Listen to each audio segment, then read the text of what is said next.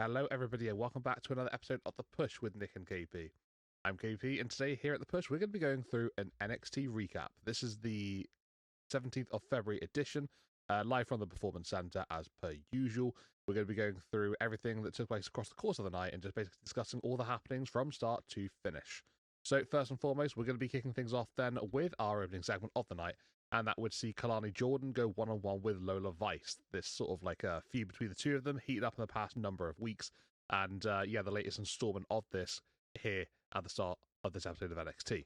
So this matchup's going pretty well, to be fair, between both ladies. They're sort of like pushing each other to their limits, really. Having a good back and forth contest, just exchanging blows. And we get to a stage eventually in the matchup where the action's supposed to ringside, and things are getting a little bit more heated, which is quite something for this feud at the moment. Lola has Kalani Jordan sort of like down, just literally right next to where the underneath of the crow's nest is. That sort of like breakable wall that we do see from time to time in NXT. Normally later on in a show, to be fair, not normally in the opening segment. But in this particular episode of NXT, we do get it breaking open right away because Lola Vice looks for a spinning back fist at Kalani Jordan, but instead of connecting with her, she just leathers the wall of the underneath the crow's nest, just breaking it down apart. And that would sort of like open an opportunity window here for Kalani Jordan. She gets Lola Vice back into the ring, and she actually looks for a 450 splash. She attempts to go for it, but actually gets caught in a triangle. So Lola Vice looks for sort of like capitalizing to stay on the offensive here. But Kalani sort of escapes the triangle after a little bit of a struggle, to be fair. And she actually does that by stomping on the hand of Lola Vice, the previously injured hand, courtesy of Kalani Jordan in the past couple of weeks. And because of that situation, that sort of allowed Kalani to take control. She would then lock on a submission move, sort of like really lasering focus on that hand with this quite unique submission maneuver. And that was sort of like eventually just forced Lola Vice, but to have absolutely no choice but to give up and to tap out. So apparently that is the first time Lola Vice has tapped out. Since being a WWE superstar, NXT, whatever. So, quite the impressive feat there for Kalani Jordan, making Lola Vice tap in our opening contest of NXT. So this rivalry does not slow down. We continue here with the latest installment being Kalani Jordan gets a win over Lola Vice. Coming up after that, we would then see Joe Hendry take to the ring, the NXT champion. He would basically say that he's in the mood to kick Ricky Saint's ass around the arena before he then calls him out. Ricky doesn't come down the ramp, he then appears in the crow's nest instead, saying that Hendry and everybody else has it all twisted. He says Joe stole the NXT title from him before saying no matter how good someone is, as long as they have a catchphrase and a song, it camouflages everything, and that is what's successful in WWE at the moment. He says that Joe Hendry is a meme, and the NXT champion now is literally a walking meme, before then saying how Hendry doesn't have the talent or look to be the NXT champion. Ricky goes on to say Hendry is all fluff and isn't real at all, by pretending that everything in NXT is all sunshine and rainbows, essentially, saying that everyone's all happy and that, everyone gets on and, things are all absolutely fine and dandy. Hendry retorts, basically just demanding Ricky comes down to the ring to do something about it, before then Saints challenges Joe to a match at Vengeance Day for the NXT Championship. Joe Hendry accepts that championship opportunity, and then the match is made official pretty much straight away afterwards. So we will have Joe Hendry one-on-one with Ricky Saints at NXT Vengeance Day, and we'll wait and see how that one takes place. But continuing with this episode of NXT, we would then go into our next segment of the night, and that would see Tony D'Angelo in his sort of, his first test of trying to deal with Dark State. He would take on Cutler James in a one-on-one matchup. And if Tony's intentions weren't clear already, they were made very clear after this matchup, because this match did not take long. It was pretty damn fast, pretty quick. And Tony D'Angelo essentially just comes out and destroys Cutler James. After maybe a couple of minutes, I would say, Tony D'Angelo just hits a big spear onto Cutler, before then hitting his spine buster, and that would be enough for him to get a pretty quick win here over 1/4 of Dark State. Dion Lennox is ringside for this matchup, and he's just sort of watching on as Tony just decimates Cutler James to get the finish. And post-match, we see Dion Lennox attack Tony D'Angelo, but it doesn't really last too long because Tony does turn things around. Lennox gets speared by D'Angelo, and Tony launches Lennox into the steel steps, then before slamming him down onto the floor. Before he can do any further damage, though, Cutler does sort of like come to the aid of his tag team partner in Dion Lennox, and would sort of drag away from danger as the officials sort of like separate the two guys from any further damage. So moving on to what we had next, this next contest would be a fatal 4-way tag team match. Winners would be number one contenders for the NXT Tag Team Championships held by Dark State. We would have the likes of the Culling, OTM, Vanity Project, and Hank and Tank all competing in this one to basically become those number one contenders. This was quite a fun match. There was quite a lot going on. All four teams, just sort of like providing a pretty explosive, kind of hectic contest. Yeah, it never really slowed down. There was a lot going on all the time here, and there was a fair bit of tag team continuity here and chemistry between the four teams. Bits and bobs going on the outside of the ring as well as inside, actually spilling left, right, and center. And there was one point in the contest where I had to include it in the photo here, down in the bottom right corner. There was actually just a sort of like a quad superplex situation. It didn't quite all happen in stereo, but it was sort of like maybe like one happened and then another one followed literally instantly afterwards, and then there was a little bit of a gap and then another one and then another one. So it was quite a cool little segment there, like everybody just sort of like being involved in a superplex all within sort of like 5 seconds of each other, I want to say, maybe even a little bit less. But yeah, it was quite chaotic. Like that's sort of like a testament to that, to be fair. The finish was kind of a little bit crazy as well, because we do see Sean Spears off the Culling. He hits Brad Baylor with a C4, and he's looking to pick up the victory. It looks like he's going to get it. Only for Jackson Drake, who's on the outside, representing, obviously, Vanity Project. He then pulls Spears off of Brad Baylor in order to stop him from getting the victory. Drake gets taken out then by OTM as they sort of stomp Spears onto Jackson Drake, sort of like from the apron. And Spears just then collapses into the ring. We see Hank and Tank then sort of like get involved in the conversation. They slam OTM through the announce table. That takes like all four of them out, really. So Hank and Tank as well as OTM sort of done and dusted here at this point. And whilst this is all taking place, we then go back to the ring where we see Baylor getting back up to his feet, sort of like using the rope to sort of like get him back up to standing position. And his tag team partner, Ricky Smokes, just pushes Brad Baylor to fall onto Spears, who's still laid out in the ring here. And he literally falls onto him, doesn't even sort of like go for a cover or anything, just literally collapses. And because obviously, that's a pinfall, technically speaking, the referee starts counting and gives the 1, 2, 3. So Vanity Project with a win here. They become number one contenders for the NXT Tag Team Championships. They will take on Dark State for those tag team gold at some point very, very soon. But yeah, quite a chaotic, a bit of a frenzy of a matchup here. The referee did not have an easy time sort of like being involved in this one, but yeah, we do have number one contenders coming off from the back of this one, and it's Vanity Project, who have started off their NXT life very, very well.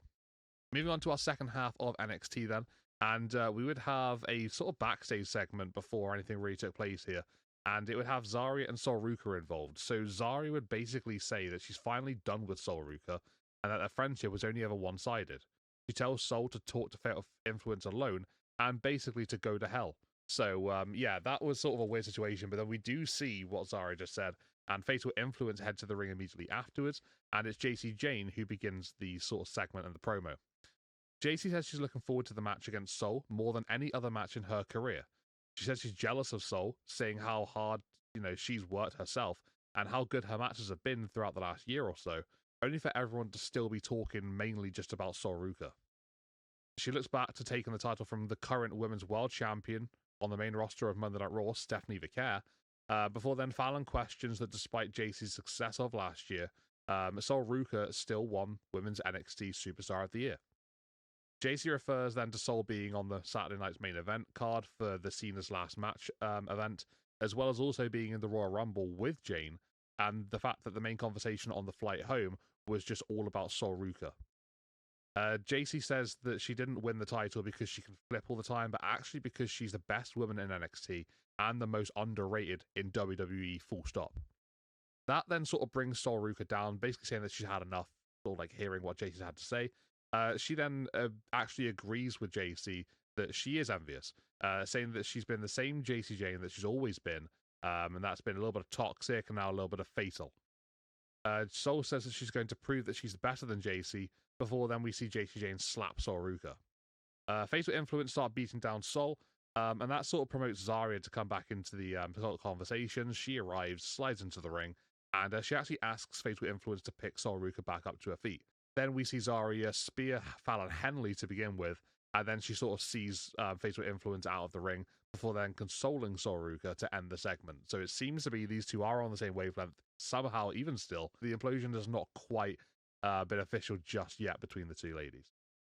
Coming up after that, we would then have our semi-final matchup in the Speed Tournament competition, and that would see Elio Lefleur taking on Eli Knight. This would be a pretty standard match between the two men. You know, your classic high-flying ability. These two have that in spades.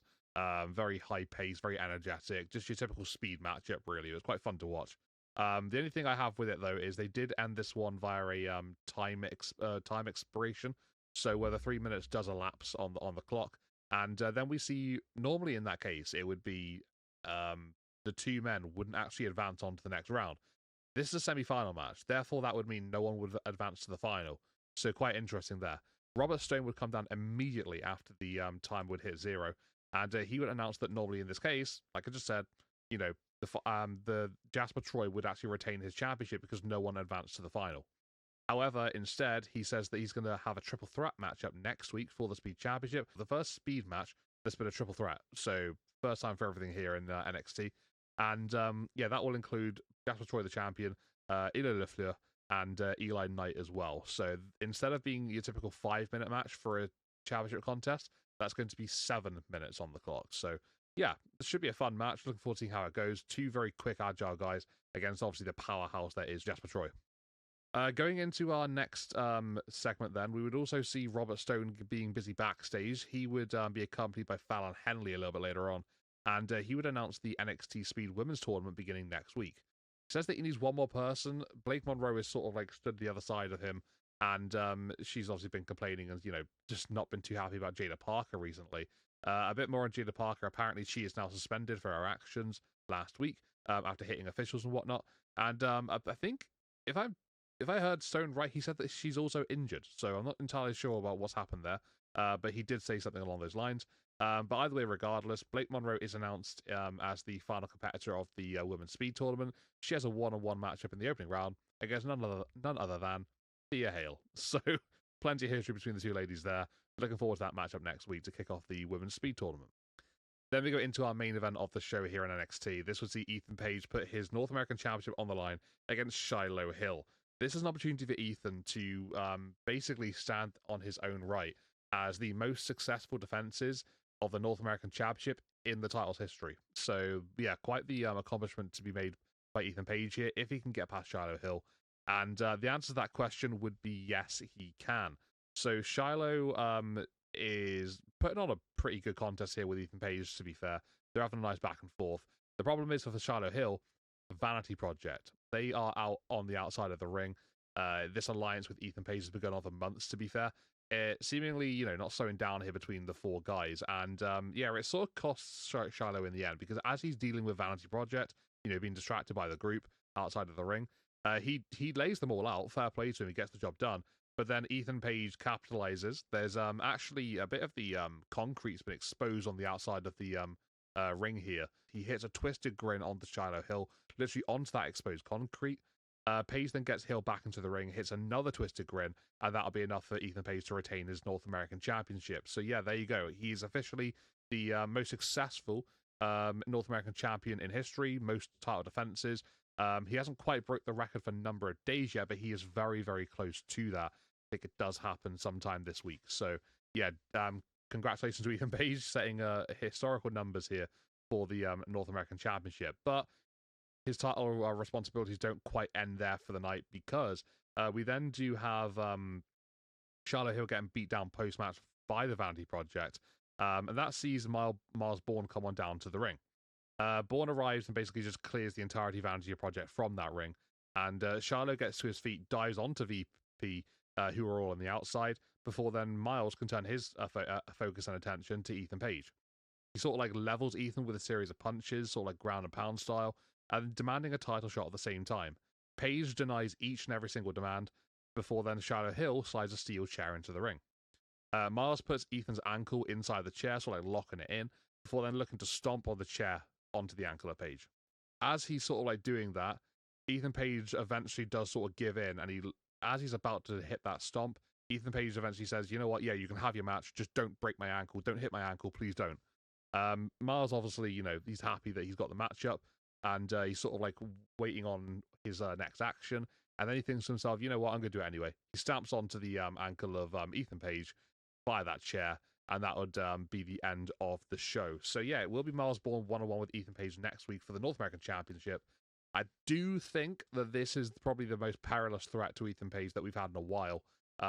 So yeah, we'll have to see who does come out of that contest. I'm quite looking forward to it. Quite interested to see how it plays out. As for this episode of NXT, though, not a bad show to be fair. Quite a lot going on here, as per usual. It's quite a hectic one here from NXT. Tag team division going wild, earlier on the night with that fatal four-way. The Speed Championship, first ever Speed Championship triple threat contest coming up next week, which would be kind of cool. Zarya and solruca still together at this point. Tony D'Angelo running riot, early doors against Cutler James. Kalani Jordan paying a statement towards Lola Vice. Joe Hendry, Ricky Saints announced for that NXT Championship matchup Vengeance Day, so looking forward to that one. And then also, obviously, mylesborne and Ethan Page announced for next week. So there's loads going on here, just a jam-packed episode of NXT. I really like this one, thought it was really, really good. Yeah, from top to bottom, just stacked. I gave it an 8 out of 10. So, for now then, guys, this has been the NXT recap here from The Push with Nick and KP. If you've enjoyed this one, then please let us know what you're thinking in the comments. Whether it's good, bad, or indifferent, we'd love to hear what you're saying. Any and all feedback is appreciated. And please help us out here by hitting a like on our video, subscribing to our channel, and to keeping up with future releases for The Push. We are always pumping things out here, and yeah, it's a pleasure to absolutely do so, just to go crazy on the content. We absolutely love it. But for now, guys, this has been The Push with Nick and KP. We'll see you all in the next one. Take it easy, and goodbye for now.